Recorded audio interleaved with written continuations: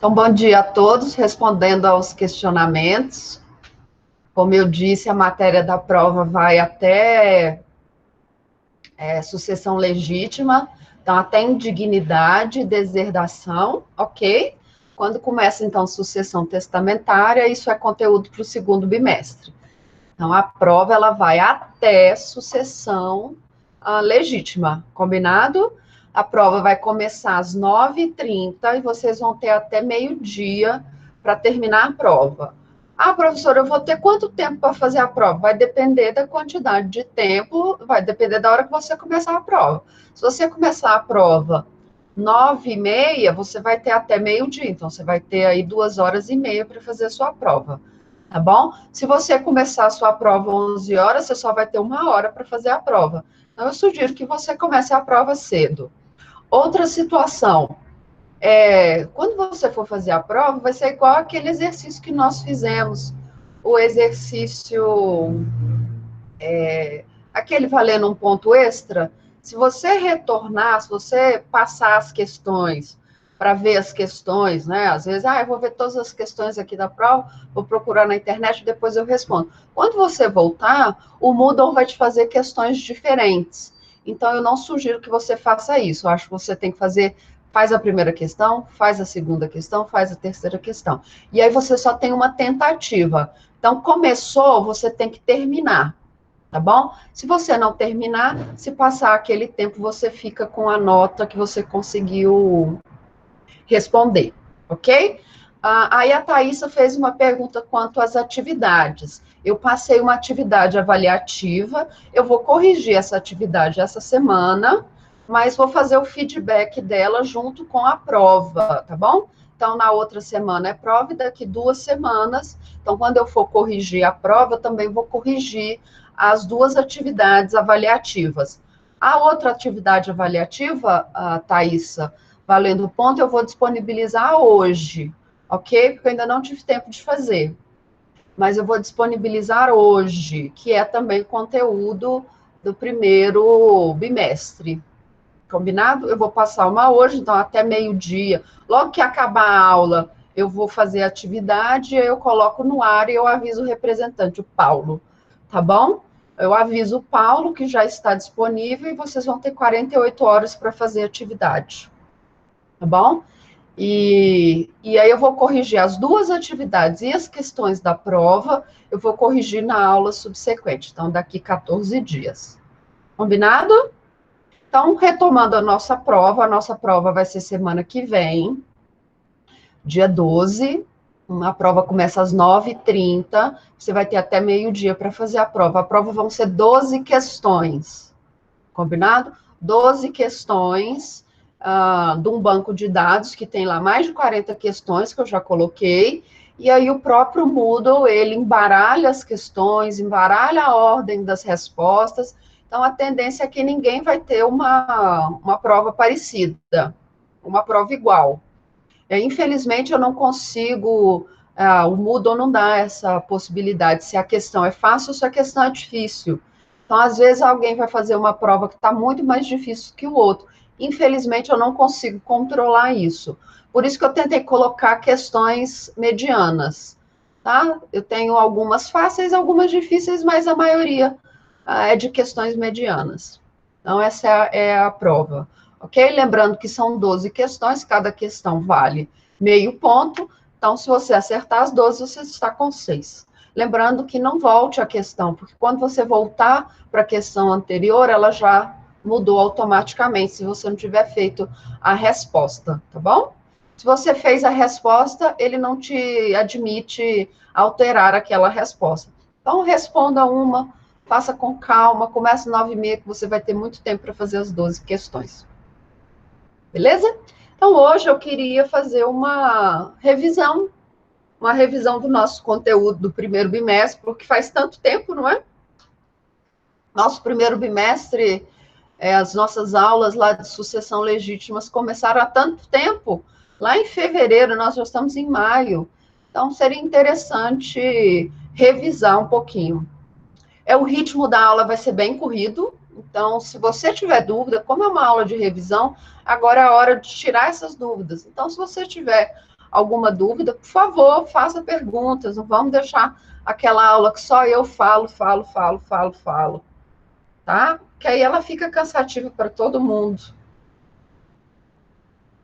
E eu não sei vocês, mas eu já estou cansada de quarentena, não é? Eu não aguento mais ficar em casa, trabalhando de casa, sem poder ir para a faculdade. Esse negócio já está me deixando meio doida. Vocês não estão assim também, não? Agoniados, doidos para isso acabar?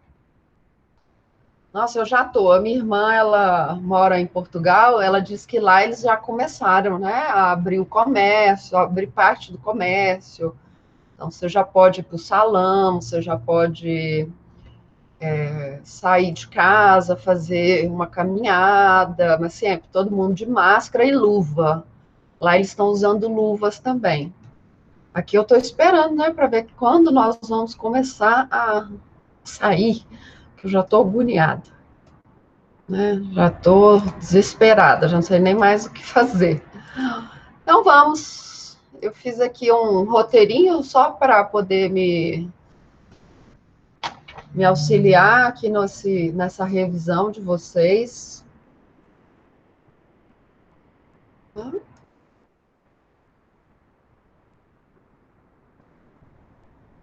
Vocês conseguem ver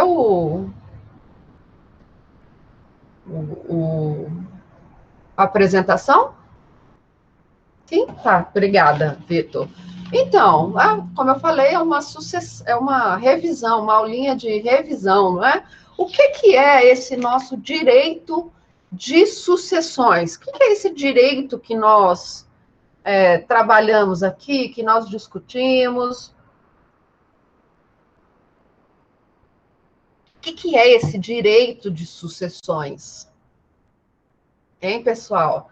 O direito das sucessões, ele é o ramo, então, do direito civil que vai tratar das transmissões de direitos, deveres de uma pessoa que falece para os seus descendentes, tá bom? Para os seus herdeiros. Então, o direito das sucessões é esse ramo do direito civil que vai tratar dessa parte da sucessão, que é a sucessão causa-mortes. Lá no início das aulas, eu falei para vocês que nós tínhamos dois tipos de sucessões. As sucessões intervivos, tá bom? Então, quando, por exemplo, eu compro um carro, está tendo uma sucessão de titularidade. O bem que era do fulano, agora vai passar para mim. Então, eu tenho uma transmissão da titularidade desse bem. Isso é uma sucessão intervivos. Mas nós também temos a sucessão causa-mortes, que é aquela que quando uma pessoa falece, a propriedade dos seus bens, ela vai ser transmitida dessa pessoa que faleceu para os seus herdeiros. Quando eu falo de sucessão intervivos, isso não é matéria do direito das sucessões, isso é matéria lá de direito dos contratos, obrigações e contratos. O que interessa aqui para a nossa disciplina é só essa sucessão causa-mortes. Quando uma pessoa falece e desse falecimento nós temos a transmissão, então, da titularidade dos seus bens para os seus herdeiros, tá bom?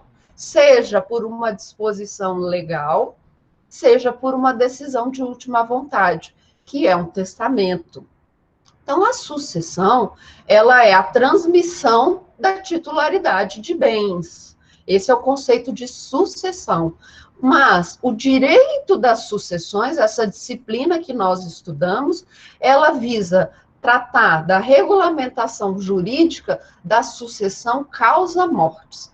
E aí nós vamos ter dois tipos de sucessões. A sucessão legítima, tá bom? Que é aquela sucessão que decorre de uma determinação legal, que nada mais é a determinação legal que está lá no Código Civil, tá bom? E nós temos a sucessão testamentária, que é o desejo de última vontade, tá? É o último desejo daquela pessoa que faleceu. Como ela quer que os seus bens sejam transmitidos. ok? E aí, por conta disso, nós vamos ter aquele direito das sucessões, né? O direito de suceder. E aí eu falei para você que é aquela frasezinha lá em francês, o droit de succéder, que é o direito de suceder. Isso é um direito seu, ok? Isso é algo que você não pode dispor. Você não pode vender o seu direito de sucessão, tá bom? Você pode renunciá-lo, mas você não pode vender, você não pode aliená-lo, tá? Você pode renunciar ao direito de exercê-lo, mas aquele direito de suceder, ele é seu, ok? O direito de suceder, então, ele é seu. É o droit de succession, beleza? Aí o Código Civil vai falar que nós temos os herdeiros, tá? Os herdeiros legítimos. Os herdeiros legítimos são aqueles herdeiros que decorrem da lei. E a lei vai falar que nós temos dois tipos de herdeiros legítimos: os herdeiros necessários e os herdeiros facultativos ou não obrigatórios, tá bom? Então, quando nós estivermos falando de herdeiros, nós vamos ter esses dois grupos de herdeiros: os herdeiros necessários, tá bom? E os herdeiros facultativos ou não obrigatórios. Quem são esses herdeiros necessários? Os herdeiros necessários são os descendentes, os ascendentes e o cônjuge. Os cônjuges não é o cônjuge, porque o cônjuge ou o companheiro, porque a nossa legislação não permite casamento de mais de duas pessoas. Na verdade, então, é o cônjuge, porque um faleceu, sobra o outro. Tá bom? Então, nós temos os herdeiros necessários, que são os descendentes, os filhos, netos, bisnetos, tá bom? Aí depois nós temos os herdeiros, que são os ascendentes, então pai, avô, tá? Bisavô, e também como herdeiro necessário, o cônjuge, tá bom? O cônjuge sobrevivente.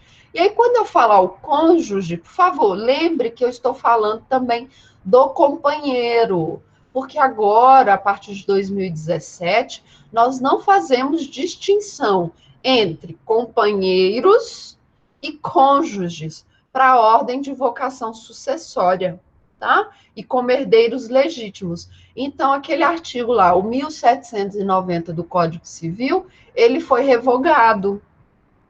Na verdade, ele foi declarado inconstitucional, porque nós não fazemos distinção entre cônjuge e companheiro aqui na nossa sucessão, tá bom? Então, esses são os nossos herdeiros necessários. E quem são os nossos herdeiros facultativos ou não obrigatórios? São aqueles colaterais até quarto grau. Vocês já sabem como nós calculamos, não é? Os graus do parentesco. Quem é o pai? Eu estou aqui, não é? Eu sou 0. Quem está acima de mim é meu parente em primeiro grau, não é? Quem está acima do meu pai é meu parente de segundo grau. Quem está acima do meu avô é meu parente de terceiro grau. Essa é a minha linha reta ascendente.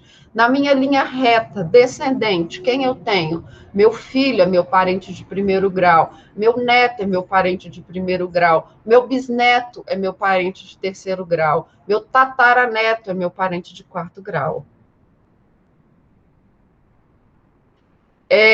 Eu não queria disponibilizar, não, porque esses slides, eles estão bem resumidos. E aí, quando eu for falar o Coroinha aqui, Coroninha está fazendo uma pergunta se eu vou disponibilizar esses slides. Não, porque é uma revisão, tá tudo já no caderno de vocês, tá? E aqui tá bem resumido, mas se vocês quiserem eu coloco, mas está muito resumido, tá? Porque eu só coloquei os pontos e não escrevi mais nada, tá? Mas eu posso disponibilizar, mas isso tudo está no caderno de vocês. Beleza? Tá, posso sim. Sim, a aula vai ser disponibilizada. Eu sempre coloco os áudios, o vídeo, é, tem que dar um tempinho, porque a gravação demora algumas horas para chegar no meu e-mail. E aí eu coloco lá no YouTube, coloco o link para vocês no Moodle, tá? Eu faço isso também, não se preocupe. Ah, eu coloco o PowerPoint lá no Moodle também, não se preocupa não, tá bom? Então, eu estava falando da minha ordem dos meus parentes, não é? Então, eu tenho a minha linha reta ascendente, que é quem está para cima, e eu tenho a minha ordem, meu parentesco, minha reta descendente, que são meus filhos, meus netos, meus bisnetos. E, além disso, eu tenho aquela minha linha colateral, que são aqueles meus parentes que estão aqui, ó, do meu lado, eles não estão nem na minha linha reta, nem na minha reta ascendente, nem na minha reta descendente. Eles estão do meu lado. Quem são esses meus parentes em linha colateral? São os meus irmãos, os meus sobrinhos, os meus tios avós, os meus primos, os filhos dos meus primos, tá bom? Então, esses são os meus colaterais. Combinado? Então, os meus herdeiros facultativos ou não obrigatórios são esses colaterais, então, esses que estão ao meu lado, ok? Até quarto grau, beleza? E aí nós temos o que nós chamamos de ordem de vocação sucessória. O que é isso? É uma forma que o Código Civil fez para organizar quem vai receber os bens em prioridade. Então, quem recebe os bens logo no início, quem tem preferência para receber os bens, nós chamamos isso de ordem de vocação sucessória. Combinado? Então, nessa ordem de sucessão, a sucessão, ordem de vocação sucessória, nós teremos aqueles que vão receber primeiro. Quem são esses que recebem primeiro? Os descendentes, então os filhos, os netos, os bisnetos, os tataranetos, combinado? Então, os descendentes, aqueles que estão na sua linha reta descendente, cumulado com o cônjuge, tá? Então, o cônjuge, ele vai receber primeiro, junto com os descendentes. Então, quando o cônjuge ele for herdeiro, ele vai receber junto com os descendentes, tá bom? Depois nós temos, na ausência de descendentes, não é na ausência de cônjuge, na ausência de descendentes, quem vai receber são, então, os ascendentes, ok? Cumulado com o cônjuge, se o cônjuge for herdeiro, ok? Então, os ascendentes com o cônjuge, se ele for herdeiro. Na ausência de descendentes, ascendentes, só o cônjuge recebe, tá bom? Então, na ausência de ascendentes, na ausência de descendentes, quem vai receber é o cônjuge, combinado? E aqui eu coloquei a questão da meação. Eu já vou falar da meação. Na ausência de descendentes, ascendentes e cônjuges, quem vai receber? Os colaterais até quarto grau. E aí eu tenho que falar para vocês da meação. A meação não é herança, tá bom? A meação é um instituto que vocês viram lá em direito de família, ok? Lá em direito de família, quando vocês estavam estudando os regimes de bens, não foi assim? Vocês estudaram que existe um negocinho chamado meação. Meação é a parte dos bens que cabe ao cônjuge, tá bom? Então, cada cônjuge, dependendo do seu regime de bens, ele vai ter direito a uma parcela daqueles bens familiares. Se o regime de bens for o nosso regime de bens legal ou supletivo, que é o regime da comunhão parcial de bens, significa que todos aqueles bens onerosos que foram adquiridos de forma onerosa na constância do casamento, independente da contribuição de cada um, esses bens são bens familiares. e eles pertencem 50% para um, 50% para outro. Vocês lembram disso lá em direito de família? Então, a meação não é uma herança. A meação, ela é um direito do cônjuge, tá bom?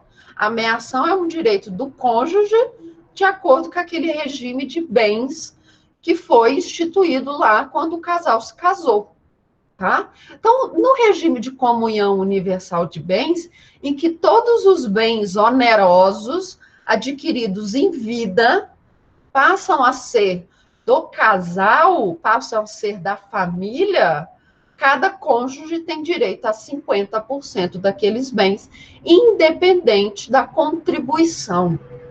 Então, se nós temos o regime de comunhão parcial e se nós temos o regime de comunhão universal de bens, nós teremos o instituto da meação quando nós formos falar em patrimônio do casal, ok? Mas, além disso, nós temos também aqueles bens que são particulares, que são aqueles bens que a pessoa tinha, se o casamento for de comunhão parcial, anterior ao regime, anterior ao casamento, ou aqueles bens que foram adquiridos de forma gratuita, como, por exemplo, uma doação, uma herança, tá bom? Isso são bens particulares. Significa que, se houver uma separação, um divórcio, o outro cônjuge, ele não faz jus à metade desses bens particulares. Então, nós precisamos fazer essa distinção do que é meação, que é o direito do cônjuge dos bens familiares, dos bens comuns, tá bom? Que ele tem direito a 50% desses bens, se o regime de casamento for comunhão parcial ou comunhão universal, e aí nós vamos ter também aqueles bens que são chamados bens particulares, que são aqueles bens que não se comunicam. Vocês lembram disso? Lá de direito de família? Pois é, aqui na sucessão nós também usamos esses conceitos. Por quê? Porque se o casal, ele é casado no regime de comunhão parcial de bens, tá bom? E durante a constância do casamento, eles construíram, digamos, só uma casa. Quando um falece, um cônjuge falece, o outro tem direito à meação, que é a metade dos seus bens, tá bom? E ele só vai ser herdeiro se houver bens particulares. Então, o cônjuge ou o companheiro, então, sempre que eu falar do cônjuge, tá bom? Lembre do companheiro, porque para comunhão universal e para comunhão parcial, eu não faço diferença, tá bom? Entre cônjuge e companheiro, ok? Então, se o regime de bens for de comunhão parcial de bens, aquele herdeiro sobrevivente, ele vai receber a meação, que é a metade dos bens que lhe cabe com a morte do cônjuge. Combinado? Seria a mesma metade de bens que lhe caberia em caso de um divórcio. Porque aqui, com a morte, nós temos a dissolução da sociedade conjugal. Então, eu preciso fazer a separação dos bens, ok? Se o decújo só tinha bens comuns com o cônjuge sobrevivente, o cônjuge ele vai receber somente a meação, ok? Vamos imaginar que o casal tinha dois filhos e eles tinham um patrimônio de 200 mil reais. Vamos fazer, então, essa continha. Então, o casal tinha 2 filhos, tá? E eles tinham um patrimônio de 50 mil reais, de 200 mil reais. Eles são casados no regime de comunhão parcial de bens ou eles são companheiros em união estável. Combinado? Então, eles têm 2 filhos, e um patrimônio comum de 200 mil reais.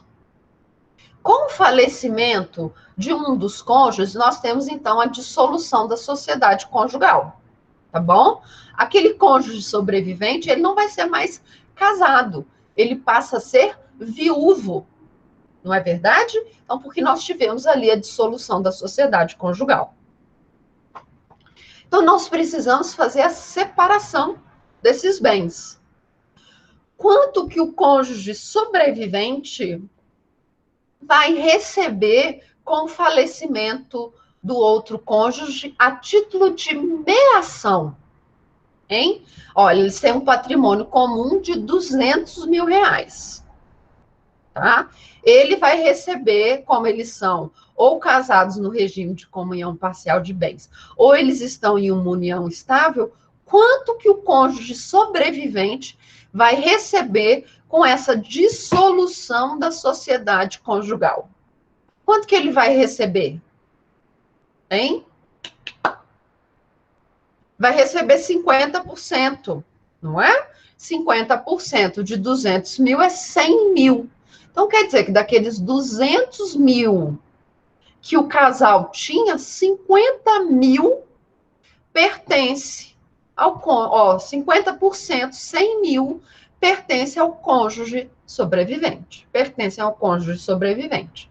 Tá bom? Os outros 100 mil vão ser dos herdeiros necessários. Mas nesse caso, nós vamos excluir o cônjuge. Por quê? Sobrou 100 mil. Imagina se nós tivéssemos de dividir esses 100 mil para os 2 filhos mais o cônjuge. Tá? Cada um ia receber 33 mil. Então, no final, o cônjuge sobrevivente, ele ia receber 100 mil a título de meação, mais 33 mil dos bens que sobram. Mas não é isso que acontece, tá bom? O Código Civil vai falar que não é isso que acontece. O Código Civil vai falar que, nesse caso, o cônjuge só vai receber a meação, que ele já está recebendo uma parcela significativa de bens com aquela dissolução da sociedade conjugal, tá bom? A mesma coisa vai acontecer lá na comunhão universal de bens. O cônjuge, se só existirem bens comuns, o cônjuge só vai receber a meação, combinado? Mas se existir bens particulares, vamos lembrar lá da nossa questãozinha, não é que nós fizemos, aquela questãozinha avaliativa, não é? Nós só temos um bem, e esse bem, ele não é comum, ele é particular. E o que acontece com o bem particular? Aí sim, se nós tivermos um bem particular, aí sim o cônjuge passa a concorrer com os descendentes naquele bem particular. Então, digamos aqui com um exemplo, o casal tinha 200 mil reais, tá bom, de bens comuns, mas o cônjuge que faleceu, ele tinha uma herança, tá? Ele tinha uma herança de 60 mil reais. Combinado? Então, o cônjuge sobrevivente vai receber 50 mil dos bens, parte dos 50% dos bens comuns, então ele vai receber 100 mil dos bens comuns, e ele vai concorrer com os descendentes, com os 2 filhos, naquele bem particular. Combinado? Então, essa é a sucessão. A ordem de sucessão, a ordem de vocação sucessória, quando nós tivermos em concorrência o cônjuge com os descendentes, no regime de comunhão parcial e no regime de comunhão universal de bens. E no regime de separação de bens e no de participação final dos aquestos? Nestes casos, os bens são particulares. Combinado? Então, se os bens são particulares, o cônjuge ele vai concorrer com todos os herdeiros. Combinado? Então, se os bens são particulares, o cônjuge vai concorrer com os descendentes ou com os ascendentes. Aqui na separação de bens, nós precisamos fazer um parêntesezinho aqui. Por quê? Porque nós temos dois tipos de separação de bens. Nós temos a separação de bens legal e nós temos a separação de bens convencional. O que é a separação de bens legal? Separação de bens legal é quando a lei determina que determinados, né? Quando a lei estabelece que determinadas pessoas elas vão se casar obrigatoriamente com regime de separação de bens. Quem são essas pessoas? São os maiores de 70 anos, tá bom? Os maiores de 70 anos que resolvem se casar, eles são obrigatoriamente submetidos ao regime de separação de bens, tá bom? Aquelas pessoas que são suspeitas de se casar, elas também são, se elas se casam, as pessoas suspeitas, se elas se casam, elas obrigatoriamente vão receber uma sanção do Estado. E essa sanção é a imposição do regime de separação legal de bens, tá? E aí nós temos a separação convencional. A separação convencional de bens é para aquelas pessoas que não são maiores de 70 anos e que não são suspeitas de se casar, tá? Se elas não são suspeitas de se casar e também não são maiores de 70 anos, elas escolheram de livre vontade, princípio da autonomia das vontades. Então, elas escolheram de livre vontade aquele regime de bens. Combinado? Então, nós precisamos fazer esse parêntese. Por quê? Porque no regime de separação convencional de bens, tá bom? O cônjuge sobrevivente, ele vai concorrer com os descendentes e com os ascendentes, tá bom? Naqueles bens que são os bens particulares. Combinado? Então, naqueles bens que são particulares, ou seja, todos os bens do decújus, então todos os bens do decújus, o cônjuge, se for no regime de comunhão, no regime de separação convencional, ele vai concorrer. Então, ele também vai ser herdeiro. Agora, se o regime de bens for o regime da separação legal, ou seja, aquela em que o Estado impôs uma sanção para aquelas pessoas que resolvem se casar, aí o cônjuge, ele não concorre com o descendente. E ele também não concorre com o ascendente. Ele só vai receber bens, ele só vai ser herdeiro, tá bom? Se você não tiver nem descendente, nem ascendente. Aí o cônjuge recebe. Vocês lembram que eu dei o exemplo, né, do velhinho lá de 70 e tantos anos, que resolve se casar com a garotinha de 20 e poucos anos? Não é isso? A garotinha de 20 e poucos anos só vai ser herdeira, só vai receber os bens se nós não tivermos nem descendentes, então, se não tivermos filhos, netos, bisnetos, tataranetos, ok? E se nós também não tivermos ascendentes. Vocês lembram disso? Alguma dúvida com relação ao regime de bens e como que o cônjuge, ele concorre com os descendentes? Alguma dúvida?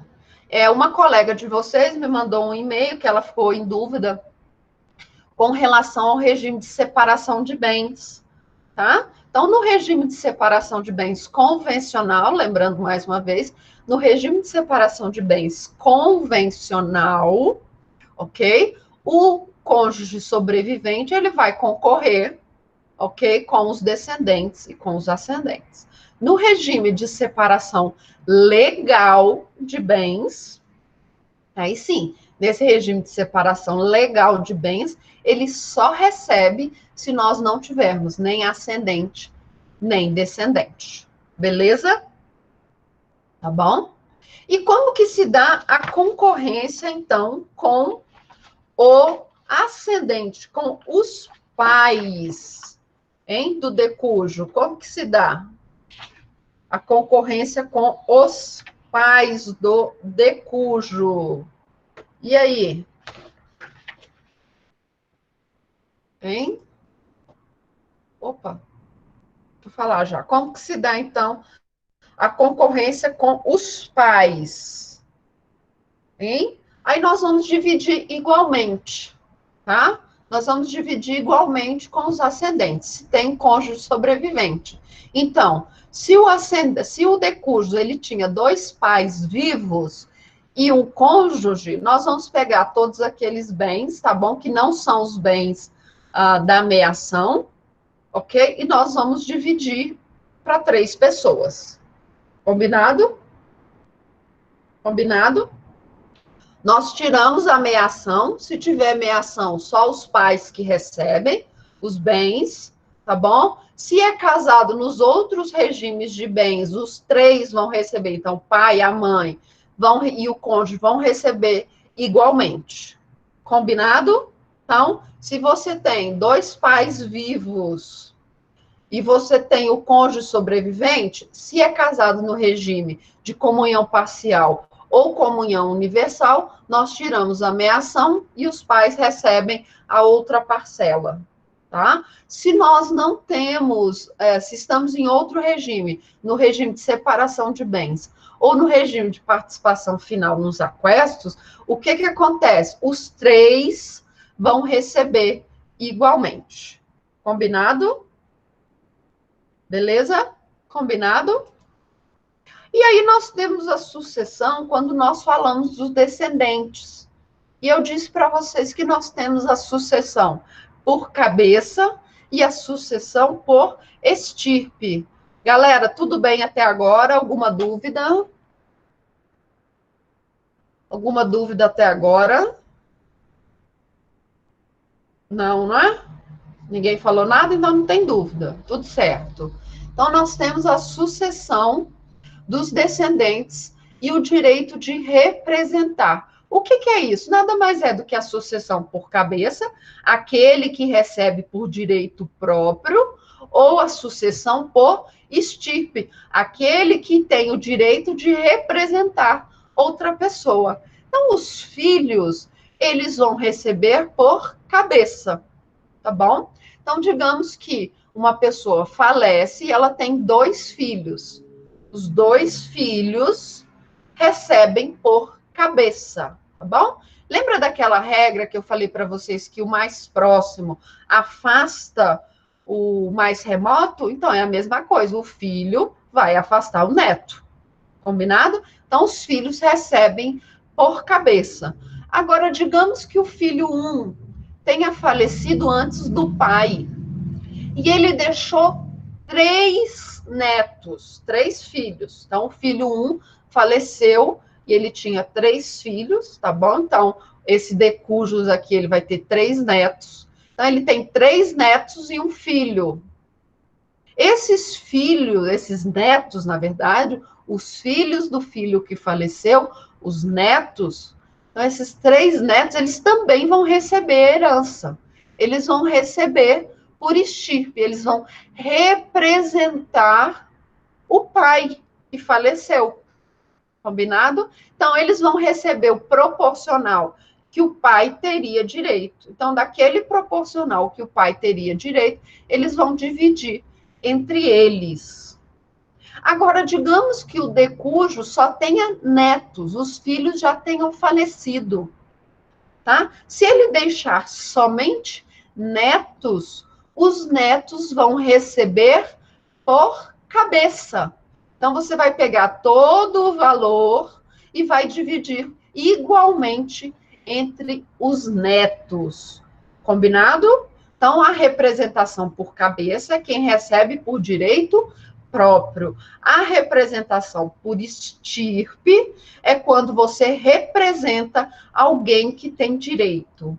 Na ausência de todos os filhos, os netos recebem por cabeça, tá bom? Então, na ausência de todos os filhos, os netos recebem por cabeça. Combinado? Olha a questãozinha da prova. Então, na ausência de todos os filhos, os netos recebem por cabeça. Tá bom? A sucessão do ascendente em concorrência com o cônjuge, eu já falei, você tira a meação, tá? Se tiver bens particulares, que não sejam os bens da meação, tá? Se você tiver bens particulares, o cônjuge vai concorrer com os ascendentes. E aí você divide igualmente entre o cônjuge e os ascendentes. Combinado? Então, você faz igualmente entre os cônjuges e os ascendentes. Beleza?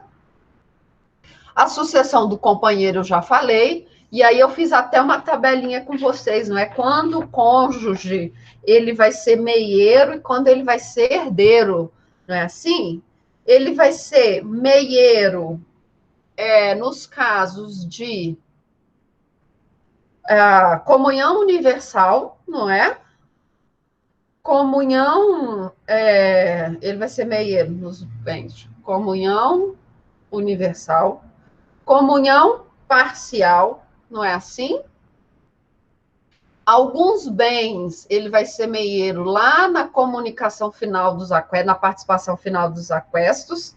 E lembrando daquela súmula 377, vocês lembram dessa súmula? 377 do STF, no caso de separação legal de bens. Tá? Súmula 377. Vocês lembram? Vocês estudaram isso? Sim? Tá? Na súmula 377, que vale para aqueles casais que são obrigados a casar no regime de separação legal de bens, os bens adquiridos após o casamento, aqueles bens podem ser considerados bens comuns, ok? Então, naquele caso, ele também seria meieiro. E quando que ele vai ser herdeiro? No regime de separação convencional de bens, ele vai ser herdeiro, tá bom? No regime de separação legal de bens, se você não tiver nem ascendente, nem descendente, ok?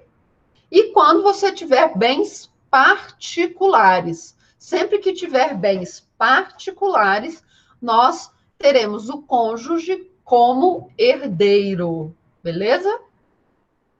E aí entramos na sucessão dos colaterais. Então, são aquelas pessoas que estão aqui do meu lado, não é? Nessa outra linha, que não é a linha reta, é a linha colateral. Para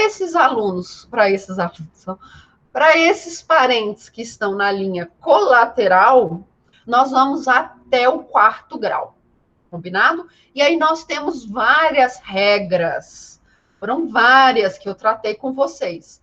O que é essa? Quais são essas regras? A primeira é a regra geral, que o mais próximo vai excluir o mais remoto. Então, o meu colateral de 2º grau, ele vai afastar o meu colateral de 3º grau, o meu colateral de 4º grau. Então, o meu colateral de 2º grau, que é o meu irmão, tá bom?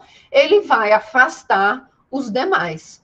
O meu colateral de 3º grau vai afastar o meu colateral de 4º grau. E por aí vai, tá bom? Então, o mais próximo, ele vai afastar o mais remoto. Quanto aos meus colaterais de 2º grau, eu tenho a regra dos irmãos bilaterais ou germânicos e dos meus irmãos unilaterais. O que eu disse para você dos meus irmãos bilaterais e os meus irmãos unilaterais? Que os meus irmãos bilaterais, eles têm peso 2. Não foi isso? Então, aí nós vamos entrar lá naquelas regras da matemática, não é? Então, os meus irmãos bilaterais, eles vão receber o dobro dos meus irmãos unilaterais. Quem são meus irmãos bilaterais são aqueles irmãos que são irmãos por parte de pai e por parte de mãe, tá bom? Os meus irmãos, desculpa, os meus irmãos unilaterais são aqueles meus irmãos só por parte de mãe ou só por parte de pai. Combinado? Então, os irmãos bilaterais, eles recebem o dobro do que tem direito os irmãos unilaterais. Então, na ausência de descendentes, na ausência de ascendente, na ausência de cônjuge, quem vai receber são os herdeiros facultativos não necessários, que são os colaterais até quarto grau. Combinado? Os mais próximos vão afastar os mais remotos. E dos meus colaterais, quem são os mais próximos? Os meus irmãos. Então, se eu tenho irmão, os irmãos vão afastar todos os demais colaterais. Beleza? E aí eu faço a regra dos irmãos bilaterais unilaterais. Se eu tenho irmãos bilaterais e unilaterais, os meus irmãos bilaterais, eles vão receber o dobro dos meus irmãos unilaterais. Agora, digamos que eu só tenha irmãos bilaterais. Ou eu só tenho irmãos unilaterais. Tá bom? Se eu só tenho irmãos unilaterais, eles vão receber igualmente. Tá bom? Vamos fazer aqui um exemplo. Digamos que eu tenha... Vou pegar aqui um papelzinho para fazer aqui para vocês a continha, tá? Vamos lá. Digamos que eu tenha... Vou fazer uma continha aqui de matemática. Digamos que eu tenha 3 irmãos bilaterais e 2 irmãos unilaterais. Então, eu tenho aqui, ó, eu tenho 3 irmãos bilaterais e eu tenho 2 irmãos unilaterais. Deixa eu pôr aqui. Vocês conseguem ver aqui na canetinha? Ó, eu tenho 3 irmãos bilaterais e 2 irmãos unilaterais. Estão vendo aí? Eu não tenho descendente, meus pais já faleceram e eu não tenho cônjuge. E eu tenho um patrimônio de 600 mil reais. Tá aqui meu patrimônio de 600 mil reais. Tá? Aqui bonitinho. Quanto que cada irmão vai receber? E aí? Quanto que cada irmão vai receber? Eu vou fazer a continha assim, ó. Meu irmão bilateral tem direito a 2x. Meu irmão unilateral tem direito a 1x. Aí eu vou somar. 2, 4, 6, 8. 8x equivale a 600. A 8x equivale a 600. Sou ruim de conta, gente, não adianta. Quer dizer que cada irmão unilateral vai receber 75 mil reais. Já o meu irmão bilateral, aquele que é irmão de pai, mãe e filho, ele vai receber, ó, fiz a conta aqui para vocês verem, ó, tá? Então, o meu irmão bilateral, ele vai ganhar dobro do meu irmão unilateral, tá? Combinado?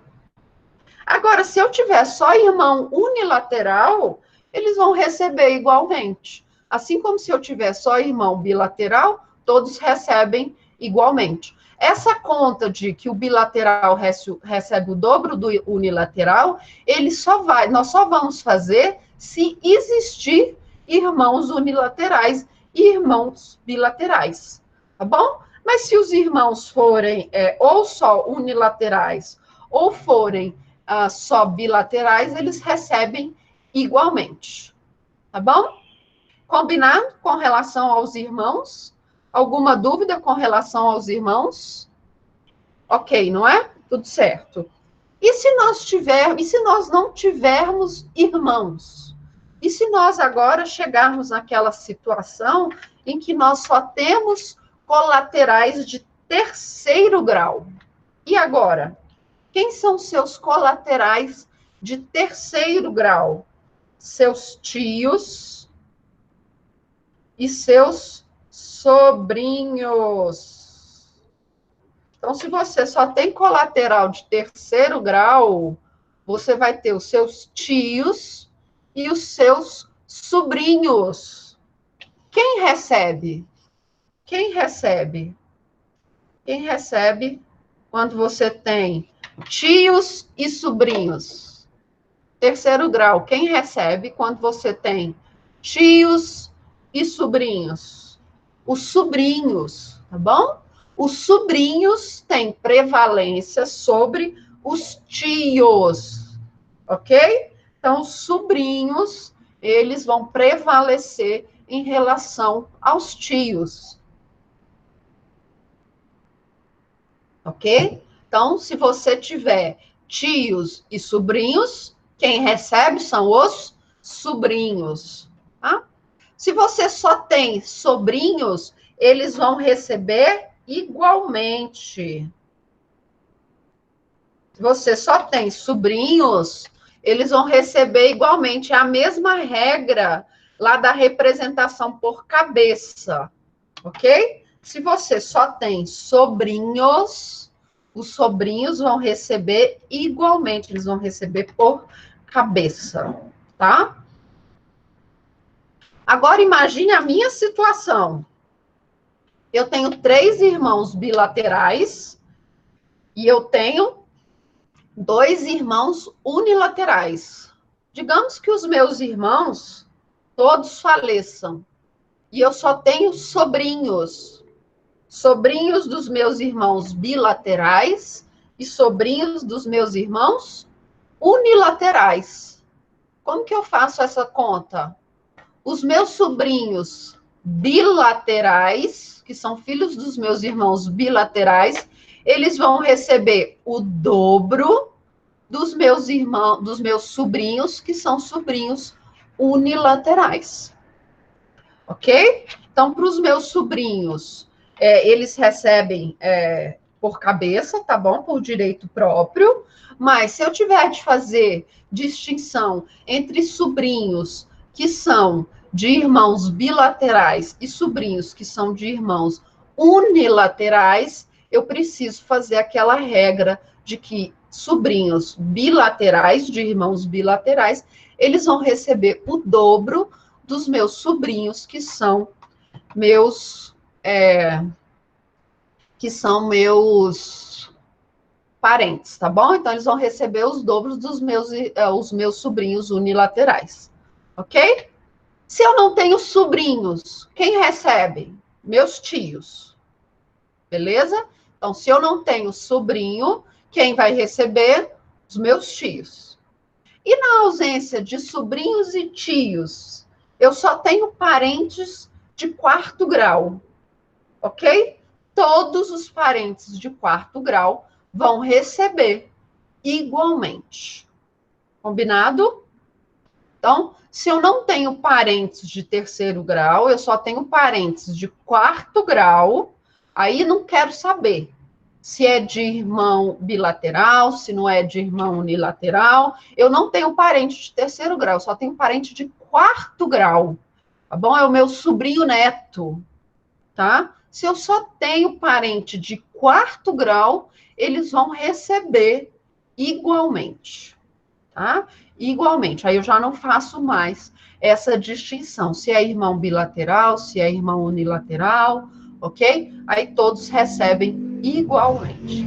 Alguma dúvida com relação a essas regras dos parentes colaterais?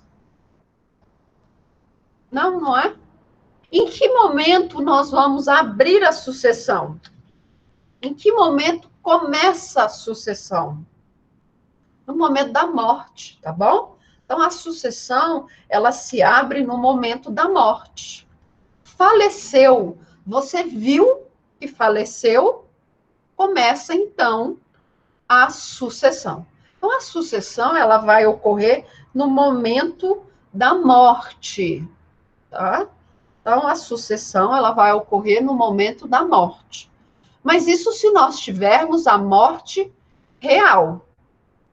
Se nós temos a morte presumida, nós vamos ter que lembrar daquelas duas situações. Na morte com declaração de ausência e sem declaração de ausência. Tá bom? Qual é a morte com declaração de ausência? Qual que é a morte com declaração de ausência? Hein? O pai saiu para comprar um leite, não é? O filho está chorando, o pai saiu para comprar um leite, tá? Ou ele estava muito nervoso, ele saiu para comprar um cigarro. Não é assim? Saiu para comprar um cigarro. E agora? Você sabe se ele realmente faleceu ou se ele simplesmente sumiu? Então, nós temos que fazer a declaração, tá bom? Ali nós vamos ter uma sucessão provisória, que é a partir de 1 ano do desaparecimento daquela pessoa, e 10 anos depois, então, nós vamos abrir a sucessão definitiva. Ok? Ah, professor, e se aquela pessoa reaparecer? Então, se ela reaparecer depois de 10 anos, ela pega os seus bens de volta, mas da forma como eles estiverem. Se já tiverem gastado tudo, ele vai ficar sem nada. Tá? Então, se ele reaparecer, se esse pai que foi comprar o leite reaparecer, ele depois vai receber os bens de volta, mas da forma como os bens se encontram naquele momento. Se já não tiver mais nada, ele não recebe absolutamente nada. Sem declaração de ausência, nós temos apenas uma justificação judicial. Digamos que a pessoa está em um avião e o avião cai no mar, não é? Ali você não sabe dessa pessoa. A expectativa é que aquela pessoa tenha falecido com o acidente. Então, ali você não precisa de declaração de ausência, basta a justificação judicial. Com essa justificação judicial, então, nós começamos a sucessão. Ok? Em que local nós vamos abrir essa sucessão? No local do último domicílio do decújo. Tá? Então, é no... Oi, a Thaísa quer fazer uma pergunta aqui. Diga, Thaísa. Como ocorre a justificação judicial? É uma decisão judicial. Você vai lá no juiz, faz uma petição dizendo, olha, fulano de tal estava no voo número tal, em destino a tal lugar, está aqui a comprovação, né, a compra da passagem, a declaração da empresa aérea de que aquela pessoa estava no voo, o voo caiu, não acharam nada, os destroços do voo, é uma ação de justificação judicial, tá? É uma ação de justificação judicial, beleza? E aí você junta a documentação de que aquela pessoa estava no voo e o juiz dá uma sentença. Declara aquela pessoa morta. Tá? Aí ele vai declarar aquela pessoa falecida. Tá bom? Ok? Acho que eu vou fazer uma petição dessa para vocês. Aí vocês vão ver se é um pedido de sucessão provisória ou um pedido de justificação judicial. Boa ideia, Thaís, pensar nisso, tá? E aí você faz essa justificação judicial. Com essa sentença, começa a sucessão. Aí você pode abrir a ação, entrar com uma ação de inventário e partilha, ok? Então, essa é a ação de justificação. Na morte presumida com declaração, você primeiro faz uma sucessão provisória, que na verdade você coloca uma pessoa para ser o curador daqueles bens, ok? Então, você vai ter um curador para cuidar dos bens, para responder pela pessoa, perante as instituições financeiras, previdência e tudo mais, e depois de 10 anos que essa pessoa não apareceu, aí você entra com uma sucessão definitiva. Beleza? Ok? Tirada a dúvida? E em que local você vai abrir essa ação de inventário e partilha? No último domicílio do decujus. Tá bom? Então, o local que era o último domicílio do decujus é o local em que você vai abrir essa ação de inventário e partilha, tá? Mas e se ele tiver mais de um domicílio? Em qualquer um desses domicílios. Beleza? Se o domicílio for incerto, no local dos bens, no local de um dos bens, tá bom?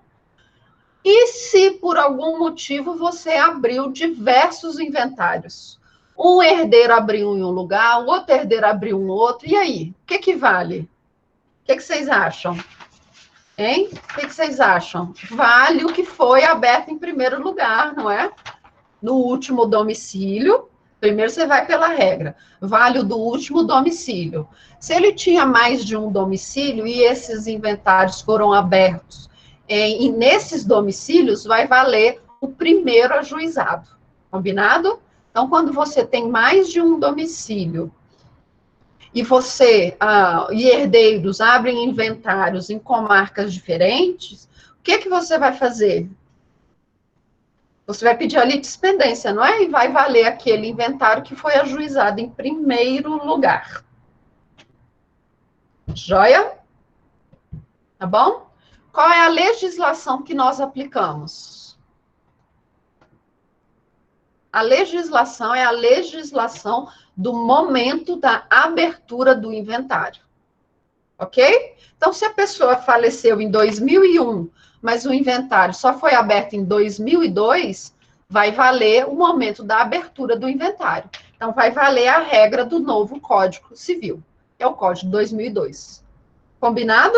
Então, vai valer a regra do momento em que for feita a abertura do inventário. Tá? Isso também vale para testamento. Então, quando nós formos falar de testamento lá, já estamos falando, né? Mas quando nós formos falar disso, nós vamos ver que lá no testamento também vai valer a regra do momento da abertura. Lá no testamento, eu não tenho que deixar 50% dos bens a título de legítima, eu não tenho que deixar para os meus herdeiros. Digamos que acontece uma mudança no Código Civil, e o Código Civil passa a vigorar, então, dizendo que a legítima, na verdade, ela é 60% dos bens, tá?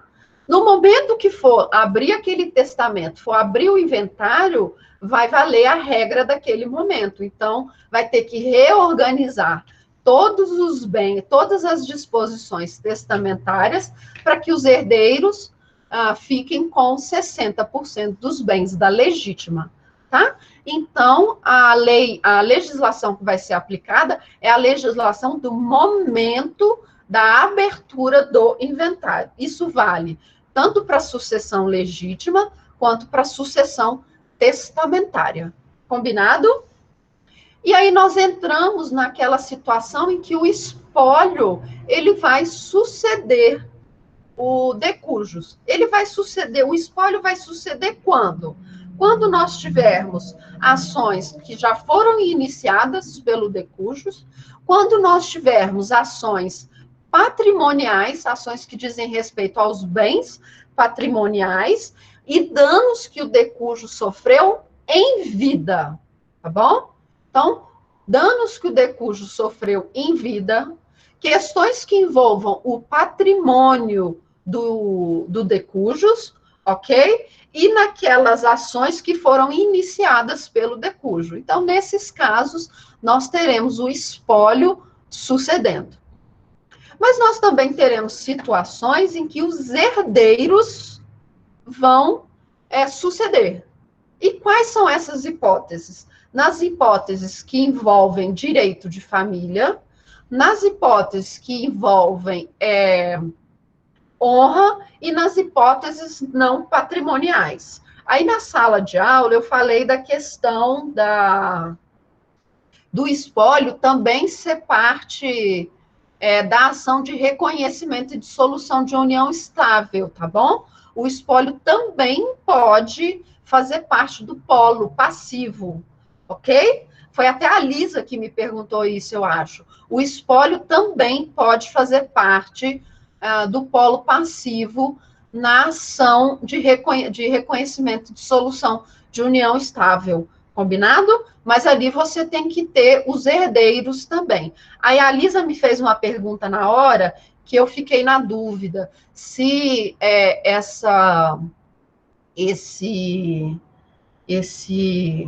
qual é a palavra agora? Esqueci.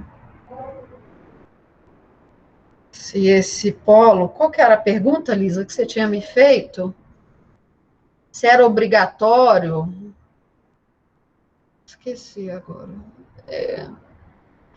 Então, deixa eu tentar recapitular. O espólio, ele vai suceder, então, naquelas ações patrimoniais, nas ações que o decújo iniciou em vida e naquelas ações que ele sofreu em vida, tá bom? Então, o espólio sucede. Os herdeiros, eles vão suceder, faz muito tempo, né, Elisa? Eu também.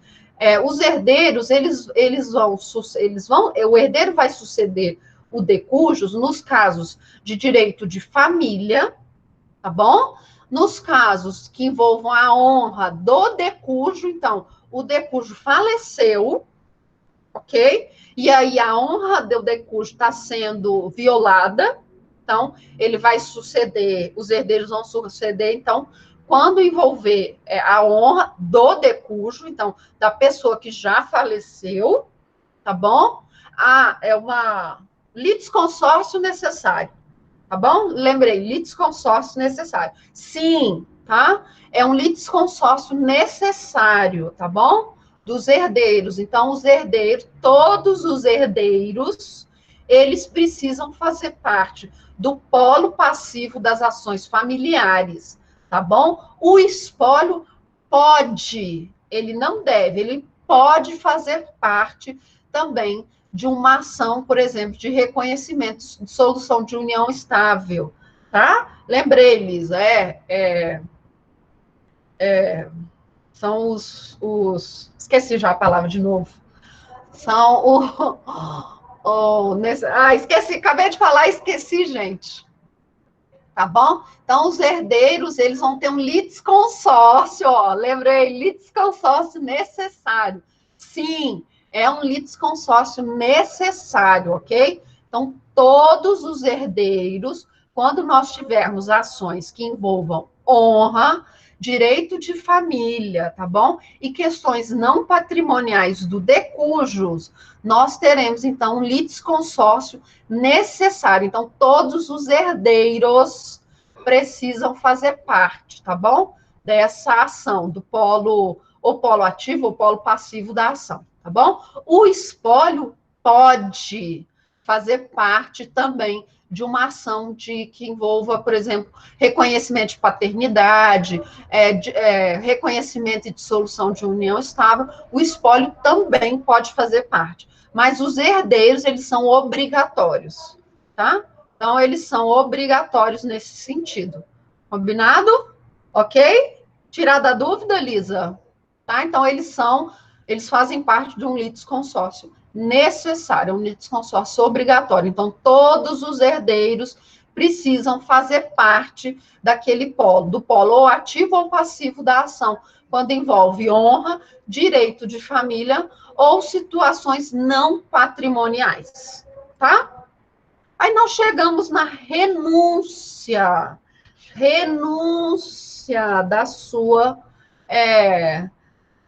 seu direito, né? Na verdade, não é do seu direito suceder. Você vai renunciar aos bens da herança, porque o seu direito de suceder, ele é um direito irrenunciável.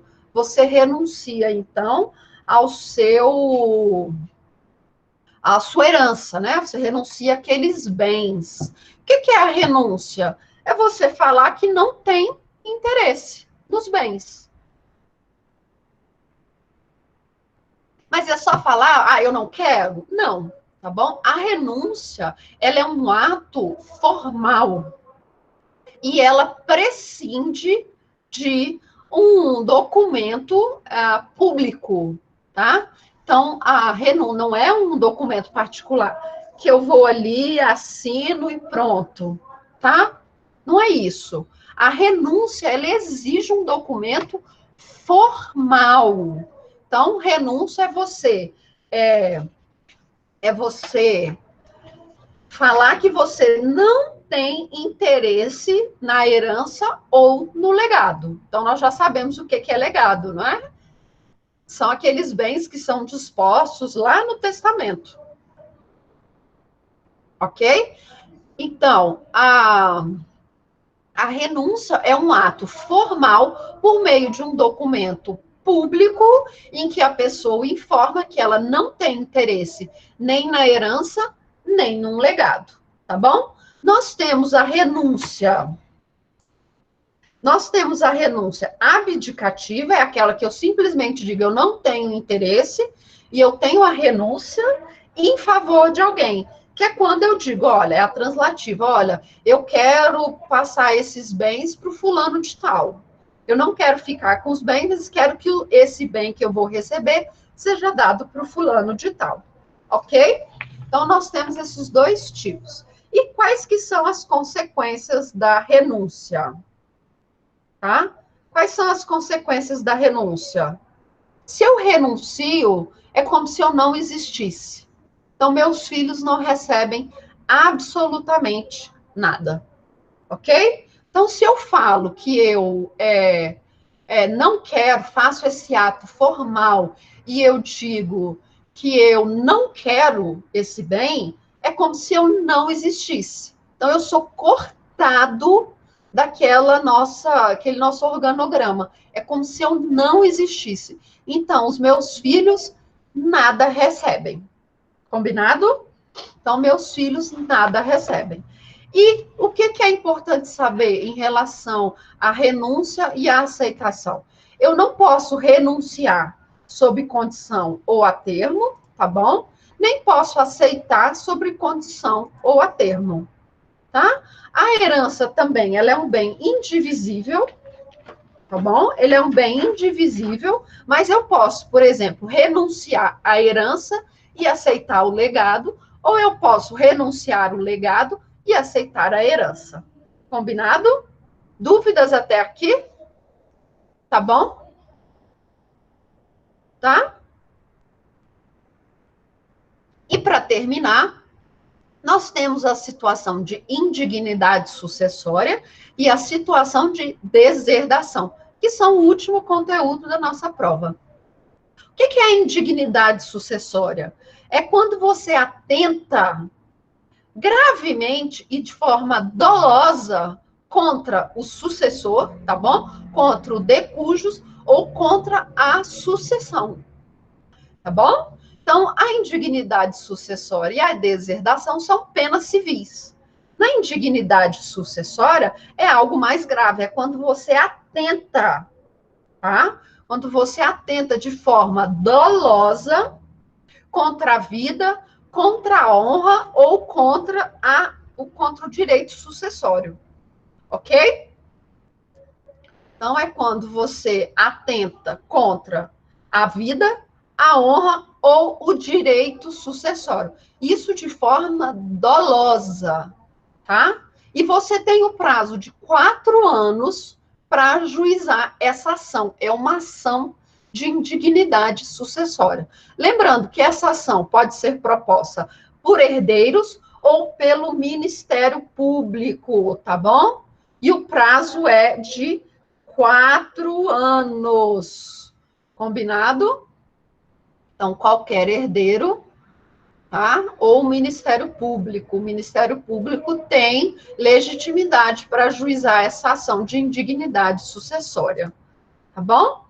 Na deserdação, somente herdeiros necessários, ok? Podem requerer a deserdação. Então, são apenas aqueles herdeiros necessários. Combinado? Somente os herdeiros necessários. E é imprescritível.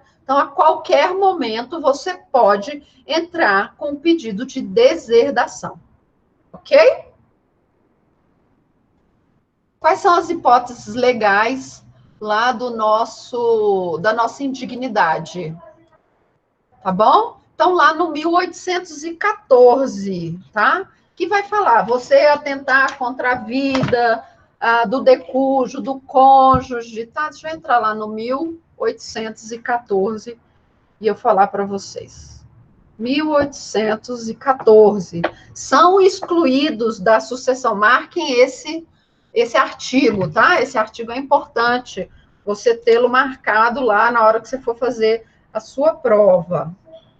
São excluídos da sucessão os herdeiros ou os legatários que houverem sido autores, coautores ou partícipe de homicídio doloso ou tentativa deste contra a pessoa de cuja sucessão se tratar, seu cônjuge, companheiro, ascendente ou descendente, tá bom? Então, após o trânsito em julgado dessa sentença, você pode ajuizar essa ação, desde que não tenha passado 4 anos, tá? Se houverem acusado caluniosamente em juízo o autor da herança ou incorrerem em crime contra a honra, contra o autor da herança, né? O seu cônjuge ou companheiro, também após o trânsito em julgado da sentença. E a última hipótese, lembrando que isso aqui é um rol taxativo, que, por violência ou meios fraudulentos, inibirem ou obstarem o autor da herança de dispor livremente de seus bens por ato de última vontade. Então, isso aqui é tentar fraudar o inventário ou obrigar o decujus a colocar disposições testamentárias, tá bom? Então, isso aqui é com violência ou fraude. A partir do momento, você tem 4 anos a partir da abertura do inventário para poder discutir essa ação de indignidade. E a deserdação, ela está lá no 1962, tá bom? 1961 e 62, tá? Então, além das causas de indignidade, que também podem valer para deserdação, nós vamos ter a deserdação dos descendentes por seus ascendentes e dos ascendentes por seus descendentes, quando tiver ofensa grave, injúria grave, relações ilícitas e o desamparo, tá bom? Abandono afetivo, ok? Então, essas são as causas que nós temos de deserdação e de indignação. Quais são os efeitos jurídicos? Os efeitos jurídicos são os seguintes: na indignidade, o herdeiro do indigno também não sucede. É como se ele não existisse, tá? Para aquela relação jurídica. Então, na indignidade, é como se fosse uma renúncia. Ele não existe. Então, os filhos do indigno nada recebem, tá? E na deserdação, é como se o deserdado tivesse morrido. Então, os filhos do deserdado, ele vai receber. Lisa, também, o rol também é taxativo, tá bom? O rol também é taxativo. Você vai ter o rol do 1814, mais 1962 e 1963. São rols taxativos, tá? São rols taxativos. Então, na deserdação, é como se aquele herdeiro deserdado ele tivesse morrido. Então, os filhos vão receber por estirpe, beleza? Então, na indignidade, é como se tivesse uma renúncia, os herdeiros não recebem, e na deserdação é como se o deserdado ele tivesse morrido. Então, os filhos recebem. Mas os filhos recebem com a condição de que o deserdado ele não tenha acesso à herança. Combinado? Então, cabe ao deserdado, não é, provar a inocência. No caso da indignidade, quem vai provar a culpa é quem acusa, não é? Então, o acusado vai ter que provar que aquele herdeiro, ele é indigno, tá bom? Então, o acusado precisa Não, não é o acusado. O acusador precisa comprovar que o herdeiro foi indigno, tá bom? No caso da deserdação, vai caber ao deserdado provar a inocência dele. Então, aqui nós temos essa situação de quem deve provar. Combinado? Alguma dúvida, então, em relação à matéria da nossa prova? Vai, minha câmera aqui deu fora de foco? Estranho. Ficou fora de foco? Deixa eu ver o que vai acontecer. Alguma dúvida, então, em relação à nossa matéria da prova? É muita matéria, não é? É muita coisa, é muito assunto. E eu falei aqui, ó, em 1 hora e pouquinho, eu falei de tudo, não é? Mas falei também muito rápido, porque ninguém foi fazendo pergunta e conforme foram fazendo as poucas perguntas, eu fui respondendo. Mas vocês têm alguma dúvida com relação a isso, ao nosso conteúdo?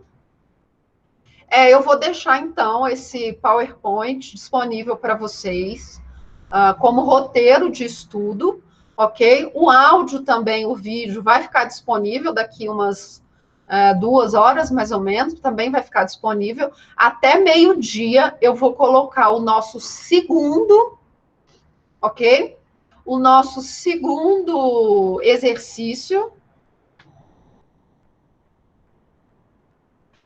A Thaís está fazendo uma pergunta aqui. Professora, a súmula 377, a aplicação dela exclui a definição de regime de separação obrigatória na sucessão? Então, Thaís, isso aí é uma discussão, isso é uma discussão interessante, porque o que diz a súmula 377? Vai falar o seguinte, naqueles casos em que a lei impõe o regime legal de separação absoluta de bens, os cônjuges, os bens que foram adquiridos na constância do casamento, passam a ser considerados bens comuns. Então, você acaba criando uma situação em que você vai excluir, tá bom? Você vai excluir o regime de separação de bens, tá? Então, você cria isso no ordenamento jurídico. Na verdade, o regime legal de separação de bens é justamente para impedir que esse casamento se dê num regime de comunhão universal de bens. Então, por isso que a legislação impõe a separação total e depois vem a súmula 377 para falar que aqueles bens que foram adquiridos na constância do casamento, eles são bens comuns. Então, nesse caso da 377, o cônjuge, ele vai ser meieiro, tá? Daqueles bens comuns. E vai ser herdeiro dos bens particulares, tá bom? Então, quando nós temos o regime de separação legal de bens, ok? Regime de separação total e legal de bens, em que se aplica a súmula 377, o cônjuge vai ser meieiro dos bens que foram adquiridos na constância do casamento, tá bom? E herdeiro dos bens particulares. Isso, fica a mesma coisa do regime de comunhão parcial de bens, tá bom? Os bens que forem Só um minutinho, que tem muitas perguntas aqui, eu vou responder. Os bens que forem adquiridos na constância do casamento, eles passam a ser bens comuns, tá? Mas lembrando que o casal pode optar por afastar a súmula 377, tá? Então, o casal pode optar, o casal, por exemplo, maior de 70 anos, pode optar em afastar a súmula 377 e ficar com o regime de separação legal de bens da forma como nós conhecemos, ok? O casal pode optar por isso. Mas se ele não optar pelo afastamento da súmula, os bens que forem adquiridos na constância do casamento, esses bens serão considerados bens comuns. Aí aqui a Gabriela, eu vou informar se nós teremos aula de prática essa semana e eu aviso vocês, porque eu ainda não tenho uma posição da professora Priscila, que é a coordenadora do núcleo. Normalmente, nós não temos aula, então é provável que nós não tenhamos aula na semana de prova, tá? A Bianca está pedindo para repetir a parte sobre o litisconsórcio facultativo do espólio nas ações judiciais. Claro, vou repetir, vamos lá. O espólio, ele vai suceder o decújo em 3 situações. Nas ações patrimoniais, então naquelas ações que envolvam os bens do decújo, tá bom? Nas ações que o decújo iniciou em vida, então digamos que o decújo tinha uma ação trabalhista, tá? Ele tinha uma ação trabalhista que ele ajuizou. Naquela ação trabalhista, quem vai suceder é o espólio, combinado? E naquelas ações que o decújo ele sofreu em vida. Então, digamos que em vida ele sofreu uma ação, sei lá, de cobrança, tá? Em vida, aquela situação. Então, o espólio vai responder. Então, o espólio vai fazer parte do polo, seja ativo ou polo passivo dessas ações. Agora, naquelas ações que envolvem bens não patrimoniais, ok? Nas ações que não envolvem bens patrimoniais, nas ações que envolvem a honra do decujus, então, o decujus faleceu e as pessoas começaram a falar mal do decujus, tá bom? E naquelas ações que envolvem direito de família, quem sucede não é o espólio, são os herdeiros, bom? Então, nessas ações que envolvem a honra, direito de família e bens não patrimoniais, quem vai suceder não é o espólio, são os herdeiros. Nesse caso, nós teremos um litisconsórcio obrigatório entre os herdeiros. Então, os herdeiros, obrigatoriamente, vão fazer parte daquele polo, seja o polo ativo ou polo passivo. Então, ali nós temos um litisconsórcio obrigatório. Mas o espólio, ele também pode fazer parte do polo passivo ou do polo ativo dessas ações, tá bom? Então, ali, a entrada do espólio seria facultativa, seria um litisconsórcio facultativa. Vamos lá, questões de concorrência do cônjuge com os ascendentes e descendentes. Nós temos que fazer 2 distinções, não é? Com os descendentes, você vai ter que levar em consideração o regime de bens que o cônjuge tem, para você saber se ele é meieiro ou se ele é herdeiro, bom? Ele vai ser meieiro naqueles casos em que a legislação o coloca como meieiro no caso de dissolução da sociedade conjugal. Então, ele vai ser meieiro quando? Quando ele for casado no regime de comunhão universal de bens, quando ele for casado no regime de comunhão parcial de bens, quando ele for casado naquele regime de participação final nos aquestos, que é um regime contábil, e que ali ele é meieiro, mas ele não é meieiro de 50%. Ali nós temos que fazer aquela conta de quanto que ele recebe, é um proporcional. Então, ali ele vai ser um meieiro, mas da participação dele, tá bom? E ele vai ser herdeiro sempre que nós tivermos bens particulares, tá? Então, aí não importa o regime de bens. Sempre que nós tivermos bens particulares, o cônjuge vai ser herdeiro, tá? Com exceção do regime de separação legal de bens, tá bom? Porque aí o cônjuge ele só vai ser herdeiro no regime de separação legal de bens se nós não tivermos nem descendentes, nem ascendentes, tá bom? Que aí ele vai receber a totalidade dos bens do decújo. Quando ele concorre com o ascendente, nós temos que levar em consideração também se ele faz jus à meação, tá bom? Se ele não faz jus à meação, se ele só faz jus a bens particulares, se só tem bens particulares, você vai ter que fazer a seguinte situação. Quantos pais o decujus deixou? 2. tá bom? Então, você vai somar os pais do decújo mais o cônjuge. Aí você vai pegar os bens particulares e vai dividir por 3. Combinado? Se ele só deixou um ascendente, que é, por exemplo, a mãe, você vai pegar os bens particulares e vai dividir por 2. Ok? Então, você tem que lembrar desse caso. Você sempre, quando você for falar do cônjuge, você vai ter que lembrar do regime de bens que o cônjuge, que os casados tinham, os casados ou os companheiros, para você poder fazer essa distinção.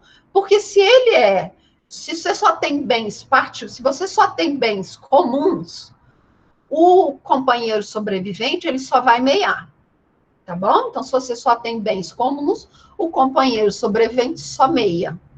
Tá? Mas se você tem bens particulares, o companheiro ou o cônjuge, ele vai ter o direito à meiação, tá bom? Mais a participação lá nos bens particulares. Ok? Tirada a dúvida? Mais alguma dúvida? Mais alguma dúvida, pessoal? Não vou usar aquela tática, né? Que aquela tática sempre dá certo. Então, foi um prazer ter vocês aqui nessa terça-feira de manhã. Eu vou encerrar a aula, já que não tem mais dúvidas. Todo mundo está sabendo de tudo. Não é assim? Posso fazer uma prova bem difícil que todo mundo vai acertar. Não colou dessa vez, né? Colou. Dessa vez ninguém tem dúvida mesmo. Tá bom, galera? Então, até meio-dia eu coloco o novo questionário avaliativo para vocês, que também vale 2 pontos, ok? E aí vocês respondem. E na semana depois da prova, eu vou corrigir as questões da prova e as 2 questões e as 4 questões, na verdade, né? As 4 questões dos exercícios avaliativos. Combinado? Uma pergunta. O único regime em que é meieiro e herdeiro é o da comunhão parcial? Não. Na comunhão universal, eu também posso ser meieiro e herdeiro. Por quê? Porque eu tenho bens, ainda que na comunhão universal, bens que não se comunicam. Doação, herança, que são bens se tiverem a cláusula de incomunicabilidade, tá bom? Então, por exemplo, nesse eu também posso ser herdeiro e meieiro. No regime de participação final dos aquestos, eu também posso ser meieiro e herdeiro de bens particulares, tá? Então, sempre que tiver bens particulares, o cônjuge pode ser herdeiro, tá bom? O prazo para entrega da atividade, 48 horas. Então, eu vou colocar meio-dia de hoje, vocês vão ter até meio-dia do dia 7 para entregar, até quinta-feira, tá? Lembrando que eu quero que vocês citem jurisprudência. Que a intenção é vocês fazerem justamente essa pesquisa de jurisprudência. Combinado? Mais alguma dúvida? Eu estarei online na terça-feira, na hora da prova, tá? Não é para responder a prova, é para sanar alguma dúvida. Às vezes fica com alguma questão que não entra no ar, igual aconteceu com o nosso trabalhinho, não é? Então, se tiver algum problema, eu estarei online, tá? Aí o representante entra em contato comigo e eu respondo. Combinado? Eu não vou responder questões da prova, mas eu vou ficar online para ajudar algum problema técnico do Moodle. Combinado? Assim? Então, no mais, galera, um beijo para vocês, uma boa semana, boa prova, estudem, é semana de prova, estudem, estudem, estudem, não fique achando que você vai achar tudo na internet, então que você não precisa estudar, tá? Estudem, estudem, estudem. A prova não está difícil, mas também não está fácil, tá? Está normal, mediana, para todo mundo ir bem. Vão ser 12 questões, cada questão vale meio ponto. Beleza? Combinado? Então, um beijo para todos e boa semana. Boa semana para vocês. Até depois da prova. Um beijo. Tchau, tchau.